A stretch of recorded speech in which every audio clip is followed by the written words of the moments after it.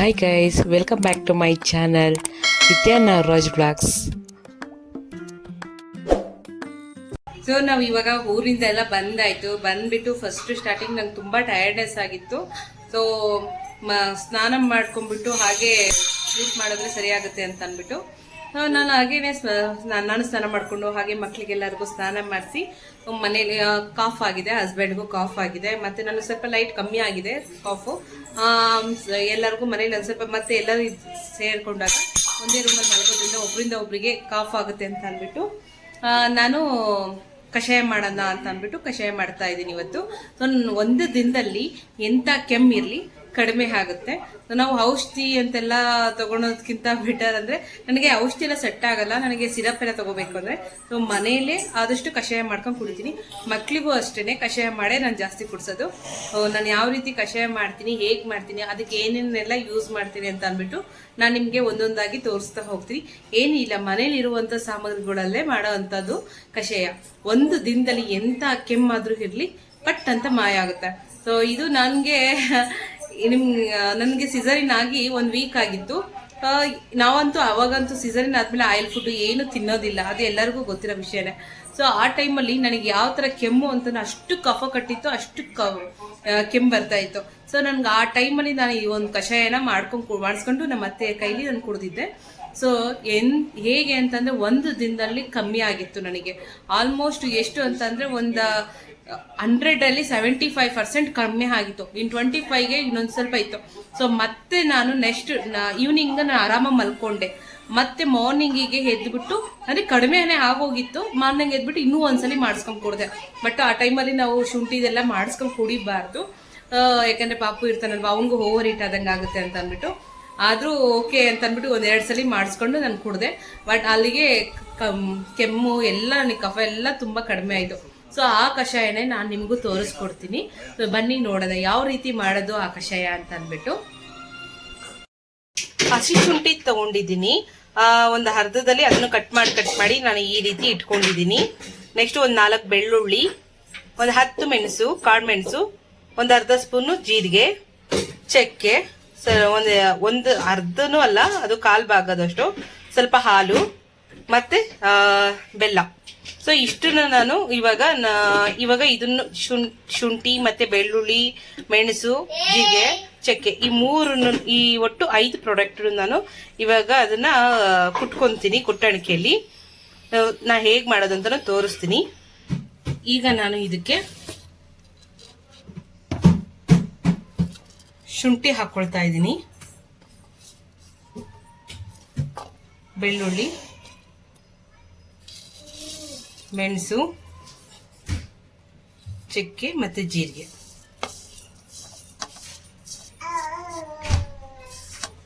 ಇಷ್ಟನ್ನು ಹಾಕೊಂಡು ಈಗ ಇದನ್ನ ನಾನು ಕುಟ್ಕೊಳ್ತಿದ್ದೀನಿ. ಕುಟ್ಕೊಂಡಾಗಿದೆ ನೋಡಿ, ಈ ತರ ಆಗಿದೆ. ತರಿ ಆದ್ರೆ ಸಾಕು ನಮಗೆ. ಸೊ ನಾವು ಬೇಯಿಸ್ಕೋಬೇಕಾದ್ರೆ ಇದ್ರಲ್ಲಿ ರಸ ಎಲ್ಲ ಚೆನ್ನಾಗಿ ಹೀರ್ಕೊಂಡಿರುತ್ತಲ್ವಾ, ಸೊ ಅದಕ್ಕೋಸ್ಕರ ರಸ ಎಲ್ಲ ಚೆನ್ನಾಗಿ ಬರುತ್ತೆ ಅಂದ್ಬಿಟ್ಟು ಸ್ವಲ್ಪ ಕುಟ್ಲೇಬೇಕಾಗುತ್ತೆ. ಈಗ ನಾನು ಇದು ಯಾವ ರೀತಿ ಮಾಡೋದಂತ ತೋರಿಸ್ತೀನಿ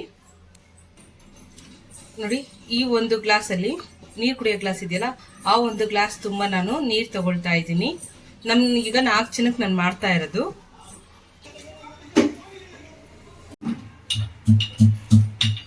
ನೋಡಿ, 1 ಗ್ಲಾಸ್ ನೀರು ತಗೊಂಡಿದ್ದೀನಿ. ಈಗ ಇದು ನೀರು ಸ್ವಲ್ಪ ಬೆಚ್ಚಗಾಗಬೇಕು. ಈಗ ಇದು ಕುಟ್ಟಿದ್ದೀನಲ್ಲ ಅದನ್ನ ಹಾಕೊಳ್ತಾ ಇದ್ದೀನಿ.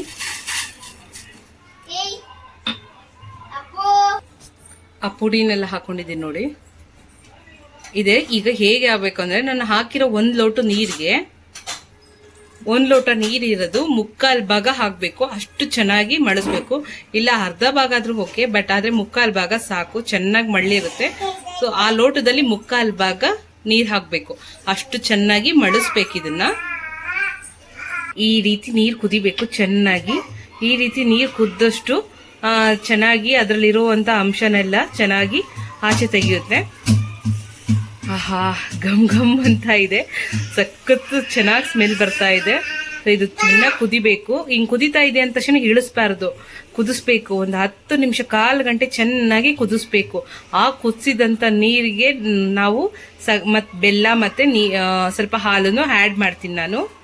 ಈ ರೀತಿ ಚೆನ್ನಾಗಿ ಕುದಿಬೇಕು. ಹಿಂಗೆ ಕುದೀತು ಅಂತ ಇಳಿಸ್ಬೇಡಿ, ಯಾಕಂತಂದರೆ ಇದು ಇನ್ನೂ ಚೆನ್ನಾಗಿ ಕುದಿಬೇಕು.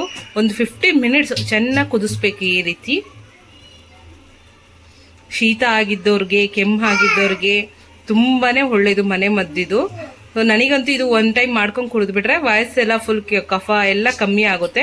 ಸೊ ನಮ್ಗೆ ಏನಂದರೆ ಊರಿಗೂ ಬಂದ್ವಲ್ಲ, ಎಲ್ಲರಿಗೂ ಮಾಡ್ತಾ ಇದ್ದೀನಿ. ಈಗ ನಾನು ಇದಕ್ಕೆ ಸ್ವಲ್ಪ ಬೆಲ್ಲ ಆ್ಯಡ್ ಮಾಡ್ತೀನಿ. ಇದು ಸ್ವಲ್ಪ ಹಾಕ್ಕೊಂತೀನಿ ಅಷ್ಟೇ, ಜಾಸ್ತಿ ಹಾಕ್ಕೊಳಲ್ಲ. ಏನಂದರೆ ತುಂಬ ಕಹಿ ಕಹಿ ಇರುತ್ತಲ್ಲ ಅಂತಂದ್ಬಿಟ್ಟು ಸ್ವಲ್ಪ ಬೆಲ್ಲ ಆ್ಯಡ್ ಮಾಡಿದ್ದೀನಿ. ಈಗ ಇದಕ್ಕೆ ಸ್ವಲ್ಪ ಹಾಲು ಹಾಕ್ಕೊಂಡ್ರೆ ಆಗುತ್ತೆ. ಹಾಲು ಹಾಕ್ಕೊಳ್ತಾ ಇದ್ದೀನಿ. ಇದು ಎಷ್ಟು ಕಲರ್ ಬರುತ್ತೋ ಅಷ್ಟು ಮಾತ್ರ, ಯಾಕಂದರೆ ಕಷಾಯ ಅಂತ ಗೊತ್ತಾದರೆ ಕುಡಿಯಲ್ಲ ಮಕ್ಕಳು ಅಂದ್ಬಿಟ್ಟು. ಸೊ ಸ್ವಲ್ಪ ನಾನು ಹಾಲು ಕೂಡ ಮಿಕ್ಸ್ ಮಾಡ್ತಾ ಇದ್ದೀನಿ.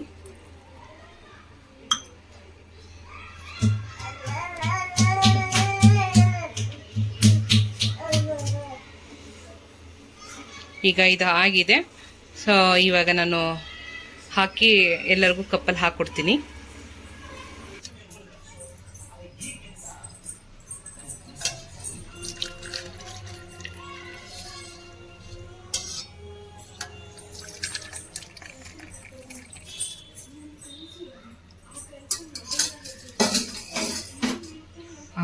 ಕಷಾಯ ರೆಡಿಯಾಗಿದೆ. ಈಗ ಕುಡಿಯೋಕೆ ಕೊಡ್ತೀನಿ. ಬಟ್ ತುಂಬ ಸುಡ್ತಾ ಇದೆ. ಸ್ವಲ್ಪ ಸುಡೋದನ್ನೇ ಕುಡಿದ್ರೆ ತುಂಬ ಒಳ್ಳೇದು. ಗಂಟ್ಲು ಕೂಡ ಏನೇ ಕಟ್ತಾ ಇದ್ರೆ ಎಲ್ಲ ಕಮ್ಮಿ ಆಗುತ್ತೆ.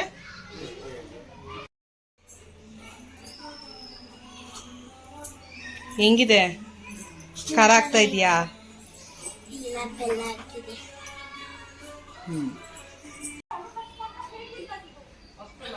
ಕುಡಿದ ತಕ್ಷಣ ಗಂಟ್ಲಿಗೆ ಖಾರವಾಗಿ ಹೊಡಿಬೇಕು. ಸೊ ಆ ಥರ ಖಾರವಾಗಿ ಹೊಡೆದ್ರೇ ನಮಗೆ ಗಂಟಲಲ್ಲಿ ಯಾವುದೇ ಒಂದು ಕಿರಿಕಿರಿ ಥರ ಇದ್ದರೆ, ಕಫ ಕಟ್ಟಿರೋದು ಎಲ್ಲ ಕೂಡ ಕಡಿಮೆ ಆಗುತ್ತೆ.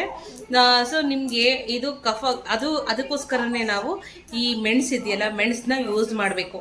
ಮೆಣಸು ಚೆನ್ನಾಗಿ ಯೂಸ್ ಮಾಡೋದ್ರಿಂದ ಖಾರ ಗಂಟ್ಲು ಹೊಡೆದ ತಕ್ಷಣ ನಮಗೆ ಖಾರ ಅನ್ನೋ ಥರ ಆಗಬೇಕು. ಆ ಥರ ಆದ್ರೆ ಕೆಮ್ಮು ಬೇಗನೆ ಕಡಿಮೆ ಆಗುತ್ತೆ. ಸೊ ನೋಡಿದ್ರಲ್ಲ ಯಾವ ರೀತಿ ನಾನು ಕಷಾಯ ಮಾಡಿದೆ ಅಂತ ಅಂದ್ಬಿಟ್ಟು. ನಿಮಗೆ ಈ ವಿಡಿಯೋ ಇಷ್ಟ ಆಗಿರುತ್ತೆ ಅಂತ ನಾನು ಅಂದ್ಕೊತೀನಿ. ಸೊ ನಿಮಗೆ ಇಷ್ಟ ಆಗಿದೆಯಲ್ವಾ? ಸೊ ಹಾಗೆ ಸಬ್ಸ್ಕ್ರೈಬ್ ಆಗಿ ಹಾಗೆ ಪಕ್ಕದಲ್ಲಿರೋ ಬೆಲ್ ಐಕನನ್ನು ಪ್ರೆಸ್ ಮಾಡಿ ಅಂತ ಹೇಳ್ತಾ ಇವತ್ತಿನ ಬ್ಲಾಗ್ ಕ್ಲೋಸ್ ಮಾಡ್ತಿದ್ದೀನಿ. Thank you all. ಬನ್ನಿ ಎಲ್ಲರೂ ಕಷಾಯ ಮಾಡ್ಕೊಂಡು ಕುಡಿಯೋಣ. Thank you all. Bye bye.